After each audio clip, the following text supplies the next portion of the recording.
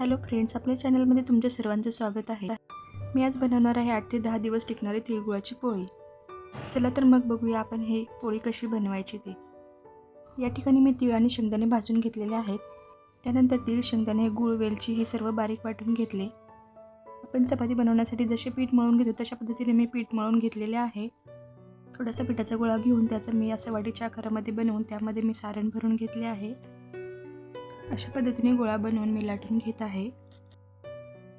पोळी सर्व बाजूने एकसारखी लाटून घ्यायची आहे, त्यामुळे पोळी छान अशी फुलली जाते. पोळी लाटून झालेली आहे. पॅन गरम झालेला आहे आणि यावरती पोळी टाकून दोन्ही बाजूने छान अशी भाजून घ्यायची आहे. पोळी मी दोन्ही साईडने तूप लावून भाजून घेत आहे. हे बघू शकता, आपली पोळी तयार झालेली आहे. रेसिपी आवडल्यास लाईक, शेअर, सबस्क्राईब करा. Thanks for watching.